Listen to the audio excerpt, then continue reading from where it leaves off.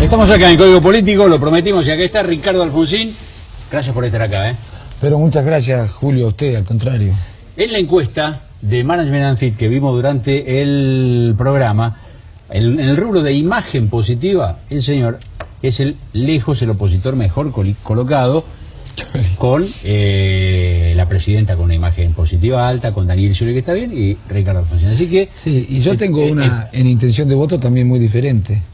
No sé. La que yo tengo es absolutamente cierta. No, por supuesto no sé para quién está hecha esta encuesta. Yo digo que está hecha para mí.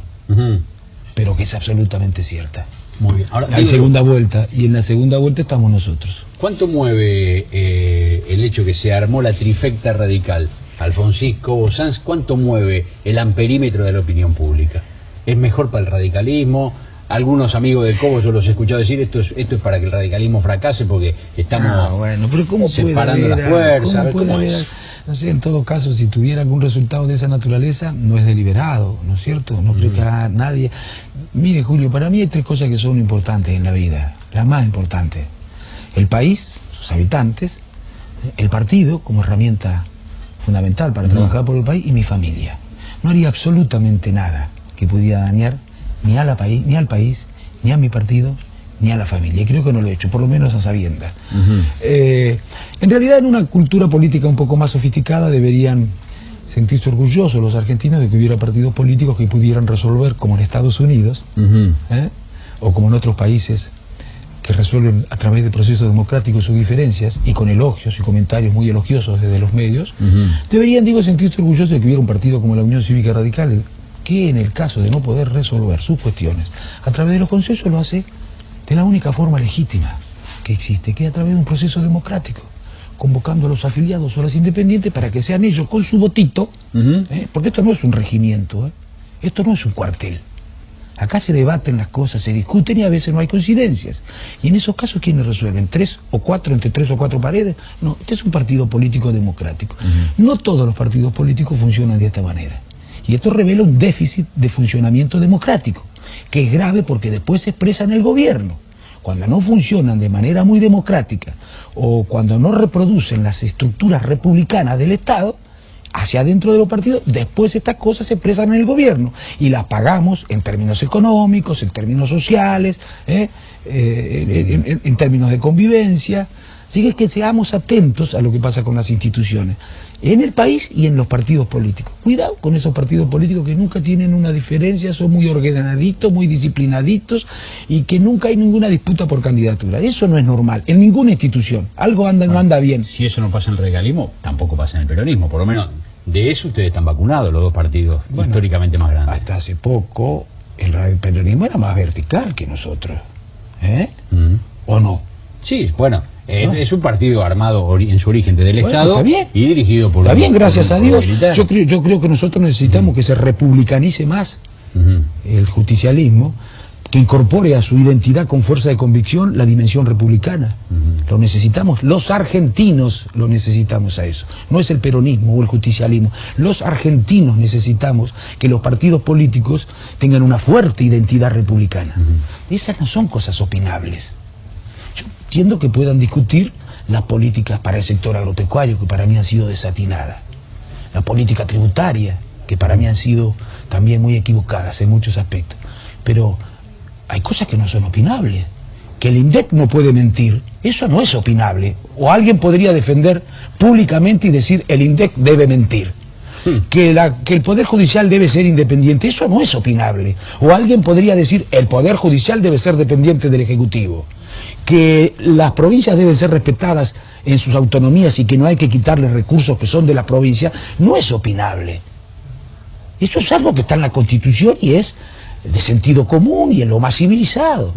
Bueno, necesitamos que algún sector del justicialismo que ha experimentado un retroceso luego de la renovación, que significaba un progreso en términos republicanos, recupere esa corriente republicana que procuraba incorporar a la identidad del justicialismo con fuerza y convicción. Necesitamos por los argentinos, pero por las consecuencias que tiene en términos económicos y sociales esto, muchísimos de los problemas que tenemos. Nosotros podríamos estar mucho mejor en la Argentina, Porque el mundo ha sido muy favorable para los argentinos, desde el 2003, 2002 en adelante. Nunca había sido tan favorable. Por varias razones, nunca había sido tan favorable. Y no estamos bien, entre otras cosas. ¿Y cómo vamos a decir que estamos bien? Mire, hemos crecido, usted lo dijo al principio del programa, a tasas chinas. Sí. Y el gobierno no entiende cuando nosotros le decimos que hemos desaprovechado una oportunidad a los argentinos, frente a un mundo tan benévolo para la Argentina, tan amable para la Argentina. Y ¿a cuánto quieren crecer? Dice el gobierno. Al 20% anual, al 100% anual, hemos crecido al 8, al 9, al 10% anual. ¿A cuánto quieren crecer? No entienden, o se hacen los que no entienden. Con el crecimiento solo no alcanza. Con el crecimiento solo no alcanza, se necesita crecimiento y desarrollo. Para decirlo en términos más concretos, hemos crecido a tasas chinas. Como consecuencia de este contexto, toda América Latina creció a tasas chinas. Toda América Latina experimenta subas en las recaudaciones extraordinarias. Hemos crecido a tasas chinas durante 8 o 9 años. Y a pesar de ese crecimiento a tasas chinas, la educación pública ¿cómo está? Igual o peor. La salud pública ¿cómo está? Igual o peor. La seguridad ¿cómo está? Igual o peor. El trabajo negro ¿cómo está? Igual o peor. La brecha entre los que más tienen y los que menos tienen ¿cómo está? Igual o peor. La pobreza empieza a crecer desde el 2007. ¿Para qué sirve este crecimiento? Si no se transforma en bienestar general o en desarrollo. No alcanza con el crecimiento solo. Esto es lo que no entiende el gobierno. Lo que hay que hacer, porque no cualquier tipo de crecimiento se transforma en bienestar. Hay que crecer de una manera diferente. Esta es la oportunidad que hemos aprovechado. No hemos diversificado la economía. Decimos que somos productores, exportadores de alimentos. ¿Qué vamos a ser exportadores de alimentos? Somos exportadores de materias primas.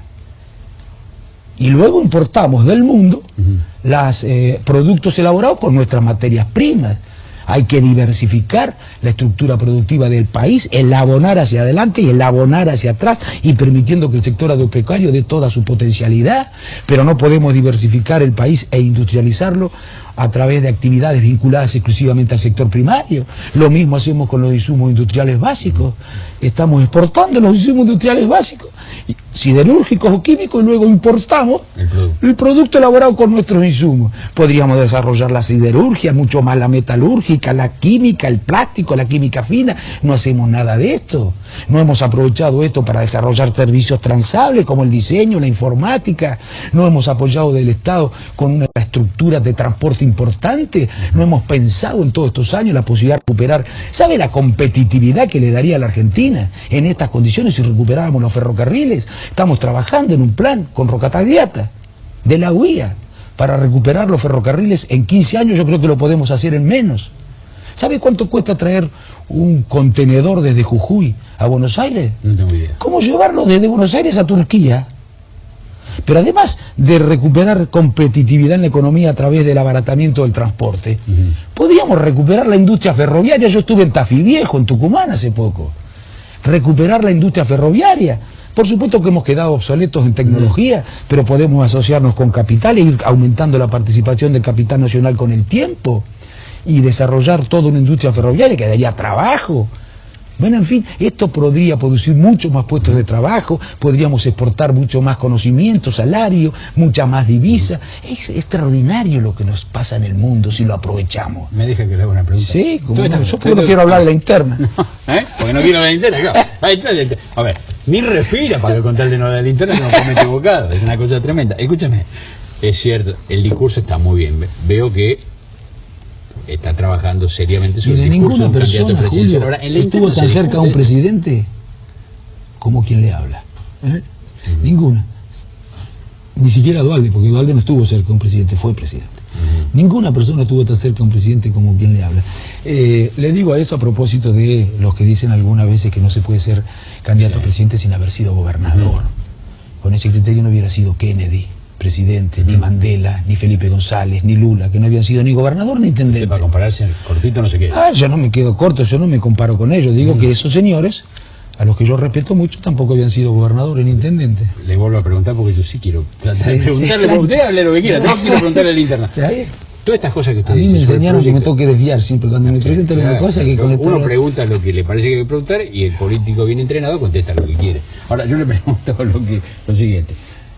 En la interna, ¿se hablan de estas cosas del proyecto de país o en la interna se discuten otras cosas? Y por eso a veces la gente ve a los partidos políticos con distancia, porque hablan de cosas que... ¿Y a usted qué le parece? Todos los días. ¿A usted qué le parece? Le pregunto qué le parece. O no es la regla de juego esto, no preguntar yo. Ya sabía que trabajo. Yo pregunto y usted si quiere no, conteste. porque tal vez me podía precisar un poco más la pregunta, por eso le quería hacer a su vez la repregunta. En la interna se habla de las cuestiones del país. El que crea que puede ganar una interna, hablando de la interna, es un tonto. Un tonto. Y yo le aseguro que no soy un luminaria, pero tonto no soy. Y vamos a ganar la interna precisamente porque vamos a tener las posiciones más claras para ganar también la general. Y muchos de estos amigos que por ahí andan diciendo cosas distintas, esos amigos saliendo, también se equivocaron con la interna de la provincia de Buenos Aires. ¿Va a haber interna antes de mayo? Bueno, el presidente del comité las ha pedido. Sanz. Sí. Yo, en principio, no tenía muy claro acerca de si... Porque el argumento que se utilizaba para decir que había que adelantar las internas era el siguiente: no tenemos tiempo para hacer campaña general.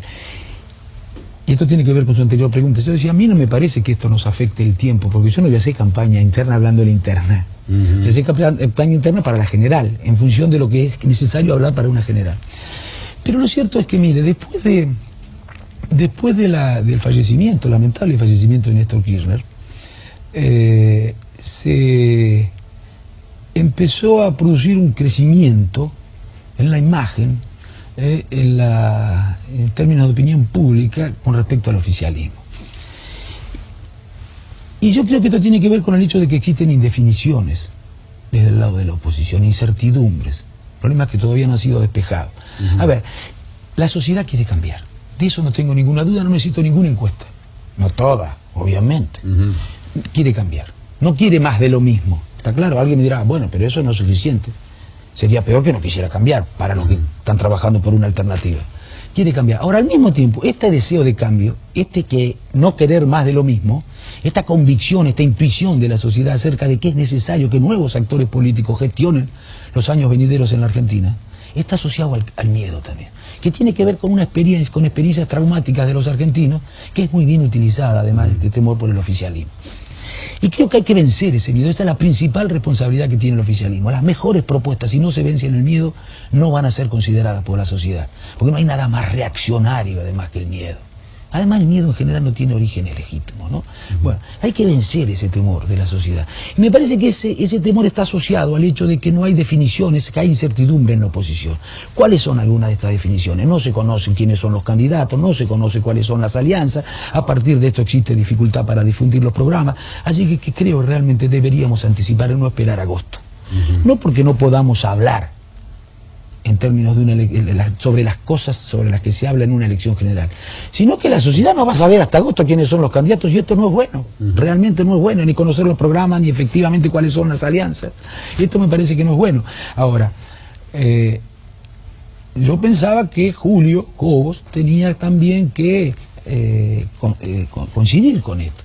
Pero bueno, le hemos dicho que si él no quiere, puede ir a agosto, y nosotros por lo menos vamos despejando el escenario entre el presidente del partido, que va a ser candidato, y quien habla. Jacobo. No, porque... Eso lo digo yo. No, porque no, mire... Porque, a ver, después que el radicalismo eligió un candidato, pobre, ¿cómo que va a hacer? Porque no pueden elegir no solamente el radicalismo, puede haber otras fuerzas políticas que conforman este frente que puede elegir candidatos. No es esa la intención, pero es cierto que no podemos esperar tanto. No se puede esperar tanto. Así que a la salida del verano, el radicalismo entra a definir su candidato. Probablemente en mediados de abril tengamos una elección interna. Eso es lo que se ha propuesto desde el Comité Nacional, y yo estoy dispuesto a hacer lo que consideren el conjunto que es lo mejor para el partido y para el frente en el que estamos trabajando, Julio. Sinceramente estoy dispuesto a hacer lo que... sin ninguna especulación de tipo sectorial o personal. Gracias por haber estado acá. No, al contrario, gracias a usted, Julio. Seguimos enseguida para cerrar Código Político.